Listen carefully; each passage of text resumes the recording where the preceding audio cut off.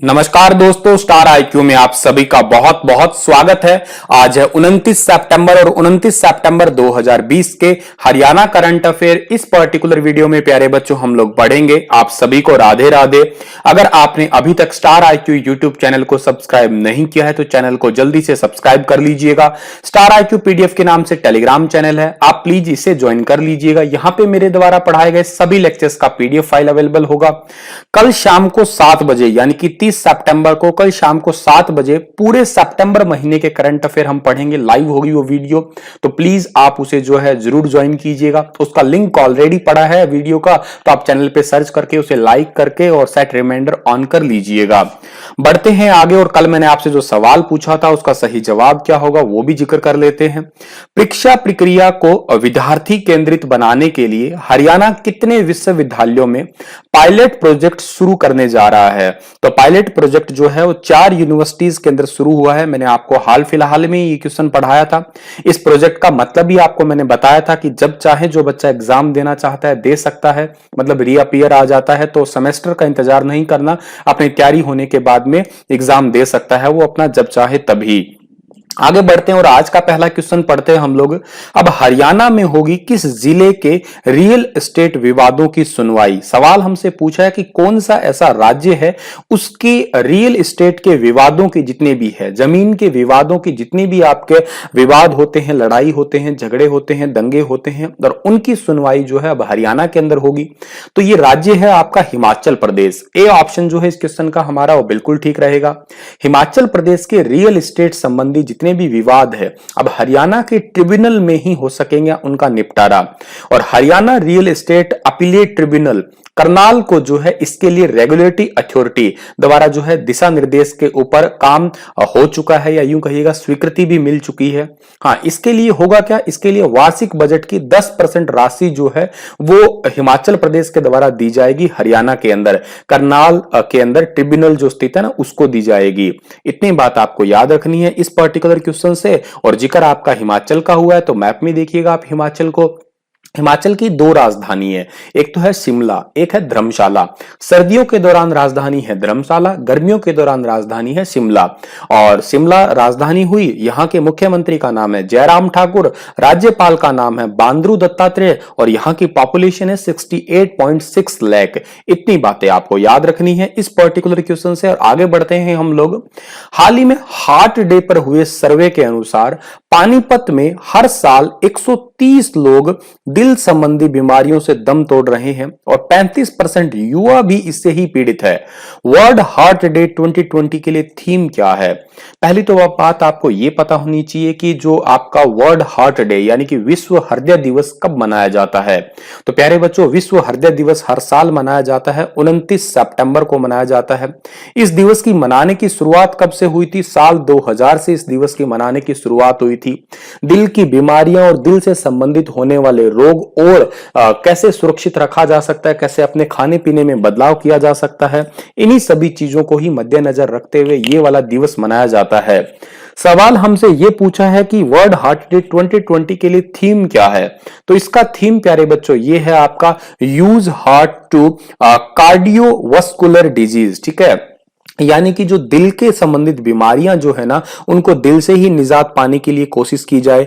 और एक बात और भी याद रख लीजिएगा आप लोग, जो पानीपत है इस पानीपत के अंदर ये सर्वे हुआ है, दुनिया के अंदर भी यही सर्वे है। लेकिन एक बात और याद रखिएगा कि जो वेणुगोपाल है उन्होंने भारत के अंदर सबसे पहली बार हार्ट ट्रांसप्लांट किया था। देवी राम नामक एक व्यक्ति थे, एम्स के अंदर पहली बार हार्ट ट्रांसप्लांट हुआ था।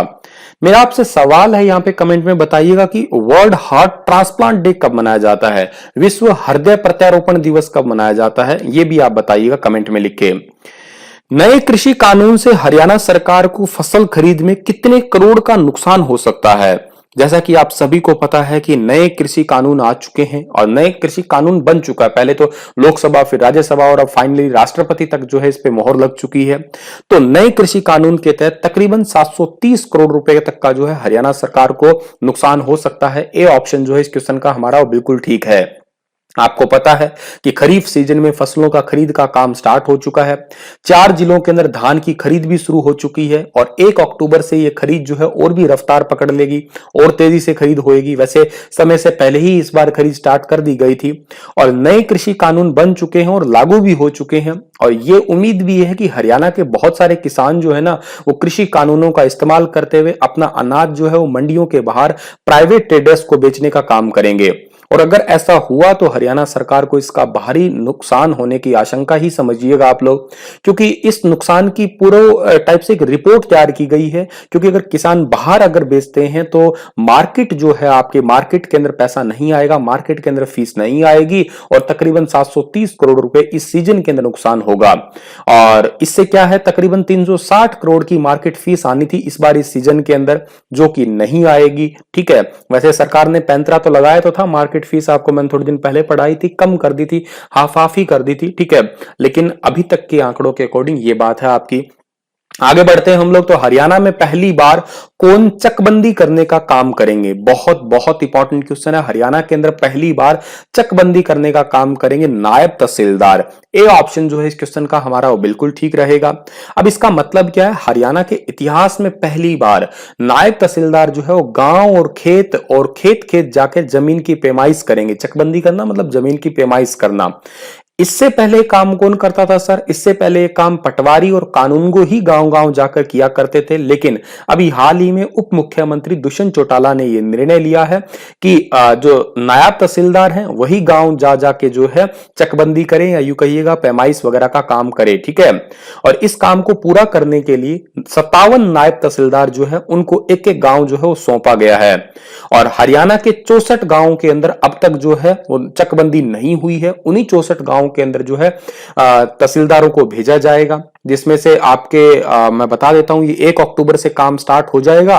रोहतक में 8 है, झज्जर के 4 है, पानीपत में 3 है, करनाल में 8, हिसार में 1, अंबाला में 2, गुरुग्राम में भी 2 नायब तहसीलदार चकबंदी के लिए गांव गांव जाएंगे। ठीक है, और कौन कौन से तहसीलदार जाएंगे उनके भी नाम है, अगर आप पीडीएफ फाइल में पढ़ना चाहते हैं तो जो है इन्हें पढ़ सकते हैं। आगे बढ़ते हैं हम लोग, तो हरियाणा में अब पशुओं का पालन पोषण किन देशों की तर्ज पे होगा? जैसे कि अमेरिका और जापान के अंदर पशुओं का पालन पोषण किया जाता है, जैसे कि अमेरिका और जापान के अंदर पशुओं के लिए अलग से कार्यकर्ता होते हैं, बिल्कुल वैसे वैसे हरियाणा के अंदर भी जो है अलग से कार्यकर्ता बनाए जाएंगे। तकरीबन जो है कार्यकर्ताओं को 300 घंटे की ट्रेनिंग दी जाएगी कि कैसे जो है पशुओं की देखभाल की जाए। वेटनरी डॉक्टरों की जहां जिस गांव में कमी है वहां पे वेटनरी डॉक्टरों को नियुक्त किया जाएगा। केंद्र सहयोग से जो है आपके पशु चिकित्सालय खोले जाएंगे। तो ये अमेरिका और जापान में फिलहाल ऑनगोइंग है काम, बिल्कुल वैसे वैसे काम हरियाणा में भी होगा। अमेरिका की राजधानी वॉशिंगटन डीसी है, जापान की राजधानी क्या है, टोक्यो है, जहां पे 2021 के अंदर ओलंपिक भी होने वाले हैं। अमेरिका की संसद का नाम कांग्रेस है, जापान की संसद का नाम डाइट है। अमेरिका की करेंसी का नाम क्या है, अमेरिकी डॉलर है। जापान की करेंसी का नाम जापानीज येन है। आगे बढ़ते हैं हम लोग, अगला क्वेश्चन हमारा है कि हरियाणा के प्रधान महालेखाकार कौन है जिन्होंने सरकारी विभाग के 11,042.39 करोड़ रुपए के खर्च का हिसाब मामला वित्त विभाग के समक्ष उठाया है? देखिएगा क्या है कि इतने रुपए जो है खर्च हुए हैं, इतने करोड़ रुपए खर्च हुए हैं, लेकिन इसका अभी तक हिसाब नहीं दिया गया। और ये हरियाणा के प्रधान महालेखाकार जिनका नाम है श्री विशाल बंसल, उन्होंने वित्त विभाग के सामने मामला उठाया कि इतने रुपए खर्च तो हो गए, लेकिन इन खर्च हुए रुपए का कोई हिसाब ही नहीं है। किसी ने आज तक कोई क्या कहते हैं इसका कोई रिपोर्ट ही नहीं दी है। जब पैसा खर्च किया जाता है सरकारी विभाग में तो उसके लिए अलग से जो है लेटर वगैरह तैयार किए जाते हैं, प्रमाण पत्र तैयार किए जाते हैं, और तकरीबन जो है 2072 प्रमाण पत्र ऐसे हैं, 2072, ठीक है, 2072 प्रमाण पत्र ऐसे हैं जो कि अभी तक पेश ही नहीं किए गए, वो आपके किसी के सामने आए ही नहीं है। इसीलिए प्रधान महालेखाकार ने कहा है, सरकार के सामने मामला उठाया है कि जितने भी प्रमाण पत्र है, अगर तब तक ये आगे जो जमा नहीं करवाए गए तो आगे और फंडिंग नहीं दी जाएगी। इस बात को सीरियस भी लिया है वित्त विभाग के जो मुख्य सचिव है, जिनका नाम है आपका TVSN प्रसाद। उन्होंने कहा है कि 2072 ये प्रमाण पत्र अगर जब तक जमा नहीं किए गए तब तक आगे आने वाली अनुदान की किस्त जो है वो जारी नहीं की जाएगी। आगे बढ़ते हैं हम लोग, अगला जो हमारा क्वेश्चन है कि हाल ही में कितने गांवों में अंग्रेजों के समय से चला आ रहा विवाद खत्म हुआ है और इनमें 200 साल बाद रिश्ते बनेंगे। मतलब ऐसा है कि ये ऐसे गांव हैं जिनके अंदर आपस में रिश्ते नहीं किए जाते थे, शादी ब्याह का कोई सिस्टम था ही नहीं, बहुत लंबे समय से विवाद चला आ रहा था। 200 साल हो गए हैं, अंग्रेजों के समय से विवाद चला आ रहा था। ये टोटल है 4 गांव ऐसे जिनके बीच में अब जो है लंबे समय का विवाद खत्म हो गया है। और ये 4 गांव कौन कौन से हैं? रोहतक जिले का गांव है इस्सामाइला, और एक है गिजी, और झज्जर जिले का गांव डिगल और गंगटान। ये 4 गांव हैं। इन 4 गांवों के आपस में जो है अभी भाईचारा हुआ है, खाप पंचायत आपस में गले मिली है। इनका भाईचारा करवाया किसने है? ये मध्यस्थता किसने की है? पूर्व स्पीकर और उस हलके के विधायक हैं डॉक्टर रघुवीर काद्यान, उन्होंने जो है इनकी मध्यस्थता की है। रोहतक जिले का जो इस्लाइमा और एक गिजी गांव है, जाट समाज के खत्री गोत्र बाहुल्य है वहां पे। और झज्जर जिले के डिग्गल और गंगटान है, वहां पे अहलावत गोत्र बहुत ज्यादा है। और हालांकि इन चारों गांवों के अंदर अन्य जातियां भी हैं और भी बहुत समुदाय रहते हैं, लेकिन अंग्रेजी शासन काल के दौरान ये घटना के बाद में चारों गांवों के बीच में सामाजिक रिश्ता टूट गया था। और तब से लेकर अब तक जो है एक दूसरे के अंदर कोई ये रिश्ता भी नहीं करते थे, कोई भी मतलब क्या कहते हैं भाईचारा वगैरह नहीं था। दोनों जो है इन गांवों के बीच में आपसी दूरी ही बनी हुई थी। और 1.5 साल पहले जो है बहराना गांव के लोगों ने 4 गांवों के बीच में भाईचारा कायम करने के लिए प्रयास शुरू किए थे। और तब से लेके जो है अब तक ये प्रयास चल रहे थे, और अब जो है ये प्रयास पूरे भी हुए, और अब जो है लड़कियों के रिश्ते वगैरह भी यहाँ पे हो सकेंगे। आगे बढ़ते हैं हम लोग। अगला जो हमारा क्वेश्चन है कि भारत सरकार की उड़ान 3 योजना के तहत हरियाणा के किस जिले में डोमेस्टिक एयरपोर्ट टर्मिनल बनाया जाएगा? भारत सरकार की उड़ान योजना, आप सभी को पता है 2017 में इस योजना का कार्यान्वयन स्टार्ट हुआ था। इस योजना का मतलब है उड़े देश का आम नागरिक 1 घंटे की फ्लाइट जो है आपकी वो तकरीबन आपकी 2,500 रुपए की थी, ठीक है, ताकि आम आदमी भी फ्लाइट के अंदर उड़ सके। इस योजना के तीसरे चरण के तहत हरियाणा के अंबाला जिले के अंदर जो है डोमेस्टिक एयरपोर्ट टर्मिनल बनाया जाएगा। बी ऑप्शन सही है इस क्वेश्चन का हमारा। इस टर्मिनल का निर्माण जो है केवल यात्रियों के बोर्डिंग और डी बोर्डिंग के लिए किया जाएगा, और रनवे एयरफोर्स स्टेशन का ही होगा इसमें। हालांकि यहाँ पे काफी दिनों से जो जमीन खाली पड़ी थी, इसके लिए जमीन हासिल करने के लिए गृह मंत्री अनिल विज ने जो है वो रक्षा मंत्री राजनाथ सिंह को लेटर भी लिखा है। 10 एकड़ के आसपास ये जमीन है जहां पे एयरपोर्ट का टर्मिनल बनेगा, ठीक है। और एयरफोर्स स्टेशन के साथ ही गांव है एक गरनाला और एक है बरनाला। इनके पास ही सेना की काफी जमीन है, जो कि काफी टाइम से वहां पे जंगल वगैरह बने हुए हैं। तो इस जमीन को हासिल करने के लिए अनिल विज ने जो है प्रपोजल रखा है रक्षा मंत्री के सामने। हालांकि पहले इसके सर्वे वगैरह हुआ है। बात मैं अंबाला की करूं तो अंबाला पे ही 29 जुलाई 2020 को 5 राफेल आए थे फ्रांस से, जिसमें से गुरुग्राम के बसई के जो आप गुरुग्राम बसई गांव के रहने वाले रोहित कटारिया एक उड़ा के लेके आए थे। एक व्यक्ति का नाम आप याद रखिएगा। एक इंपॉर्टेंट क्वेश्चन और है कि भारत की पहली राफेल उड़ाने वाली महिला पायलट का नाम भी आपको पता होना चाहिए, शिवांगी जिनका नाम है। मैंने रिसेंटली आपको नेशनल इंटरनेशनल करंट अफेयर में पढ़ाया था। अंबाला में आम ज्यादा होते हैं। अंबाला जो है वो फेमस है माता अंबा देवी की मंदिर की वजह से। सुचित्रा कृपलानी जो कि भारत में किसी भी राज्य की पहली महिला मुख्यमंत्री है, यूपी की महिला मुख्यमंत्री बनी थी वो पहले, वो भी अंबाला की ही है, ठीक है। तो इतनी बातें आपको याद रहनी चाहिए अंबाला से। आगे बढ़ते हैं हम लोग। अगला क्वेश्चन हमारा है कि तेंजिंग नार्गे अवार्ड से सम्मानित हिसार की अनीता कुंडू किस राज्य की 2 पहाड़ियों पे चढ़ाई करने वाली है? हिसार की अनीता कुंडू जो है वो उत्तराखंड की 2 पहाड़ियों पे चढ़ाई करने वाली है। बी ऑप्शन सही है इस क्वेश्चन का हमारा, जो कि आपको फोटो में दिखाई दे रही है, यही है तेंजिंग नार्गे अवार्ड से सम्मानित। और आपकी फरीदपुर गांव की बेटी है ये अनीता कुंडू।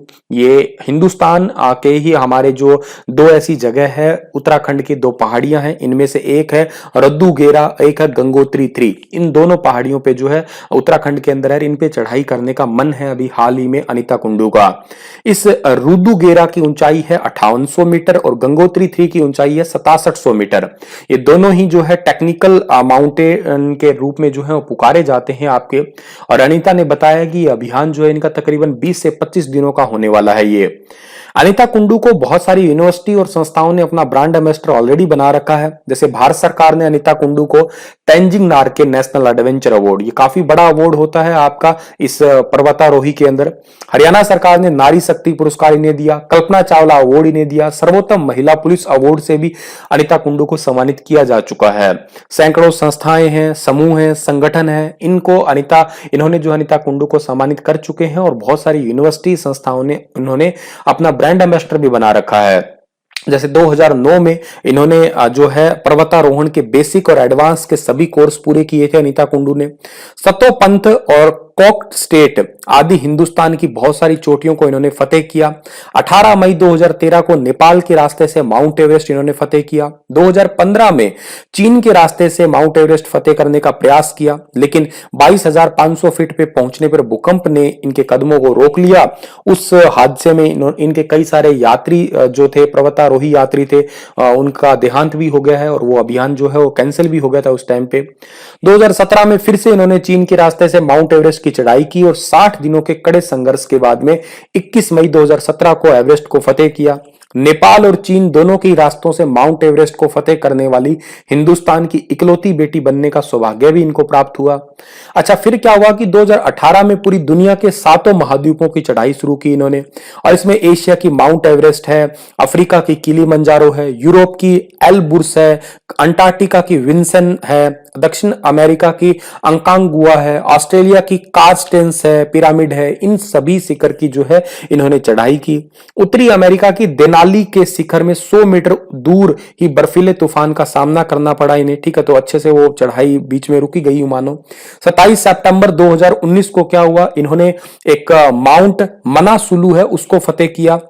हालांकि इतनी सारी चढ़ाई में इनका करोड़ों रुपए खर्च होता है, लेकिन ये सारे के सारे रुपए जो है राज्यसभा सांसद आर के सिन्हा की कंपनी जो है SIS उठाती है, क्योंकि जो आर के सिन्हा है ना, इन्होंने अनीता कुंडू को अडॉप्ट किया हुआ है बेटी के रूप में, और जितनी भी कंपनी है इनकी राज्यसभा सांसद की, स्कूल है, संस्था है, उन सभी के समाचार पत्र, उन सभी का ब्रांड एम्बेसडर भी अनीता कुंडू को ही बनाया हुआ है आपका। चलो, इतना ही था इस क्वेश्चन के बारे में। अगला हमारा क्वेश्चन है कि हरियाणा की बेटी अंतरिक्ष परिकल्पना चावला के नाम पर किस देश में स्पेस क्राफ्ट आज लॉन्च होने वाला है? बहुत बहुत इंपॉर्टेंट क्वेश्चन है। हरियाणा की बेटी अंतरिक्ष परी के नाम से पुकारते हैं कल्पना चावला को, और इनके नाम पे जो है अमेरिका के अंदर आज स्पेस क्राफ्ट लॉन्च होगा। ए ऑप्शन सही है इस क्वेश्चन का हमारा। कल्पना चावला को भला कौन नहीं जानता है, करनाल की बेटी है ये, ठीक है, और इस अंतरिक्ष यान को अमेरिका में आज ही लॉन्च किया जाएगा। और दूसरी बात है कि स्पेस क्राफ्ट 29 सितंबर को वाजनिया से लॉन्च होगा। इसका लाइव प्रसारण दुनिया ही देखेगी। अमेरिका की एरोस्पेस कंपनी है जिसका नाम है नॉर्थरोप ग्रूमेन कॉर्पोरेशन। उन्होंने अपने नए स्पेसक्राफ्ट का नाम जो है कल्पना चावला के नाम पे रखा है। MG-14 सिगेंस स्पेसक्राफ्ट का नाम पूर्व एस्ट्रोनॉट कल्पना चावला के नाम पे रखा गया है। इसका आप टेक्निकल नाम ये याद कर सकते हैं चाहे तो। और एक बात और बता देता हूं, ये स्पेसक्राफ्ट जो है ये अंतरिक्ष परी के नाम पे तो होगा, और ये अपने साथ में 3629 किलो कार्गो लेके जाएगा, ठीक है। और एक बात और भी है आपकी यहाँ पे कि ये जो पहली भारतीय महिला अंतरिक्ष यात्री कल्पना चावला बनी थी, मूल रूप से करनाल की रहने वाली थी। 19 नवंबर 1997 को अपना पहला अंतरिक्ष मिशन इन्होंने शुरू किया था। चंडीगढ़ के पंजाब इंजीनियरिंग कॉलेज से एरोनॉटिकल इंजीनियरिंग में बीटेक करके 1982 में अमेरिका गई थी। 1988 में इनकी नियुक्ति नासा के अंदर हुई थी। 1995 में नासा की अंतरिक्ष यात्री कोर टीम में शामिल हुई, और 1 फरवरी 2003 को कोलंबिया यान पृथ्वी की कक्षा में प्रवेश करने से पहले ही टूट के बिखर गया और ये इस दुनिया में नहीं रही। इतने ही थे आज के करंट अफेयर प्यारे बच्चों। आप लोगों के लिए क्वेश्चन है कि हरियाणा में अब किस झील में बने टापू पर खाना खाने का लुत्फ उठा सकेंगे लोग, और जिसे जो है विश्व पर्यटन दिवस पे शुरू किया गया है। तो ये कौन सा आंसर है इसका? ब्लू बर्ड है, तिलियार है, बड़कल है, कि इनमें से कोई नहीं? विस्तार से बताइए आप लोग इसके बारे में। धन्यवाद। कल फिर हाजिर होऊंगा लेटेस्ट अपडेट के साथ में। कुछ बच्चे कहते हैं सर वीडियो जल्दी बनाया करो। बेटा मैं जल्दी जरूर बना दूं, लेकिन अच्छे क्वेश्चनों के लिए इंतजार करना पड़ता है। जब तक अच्छी न्यूज नहीं आती, नई घोषणाएं नहीं होती, तभी तो वीडियो बनेगी ना, ठीक है। इसी वजह से धन्यवाद।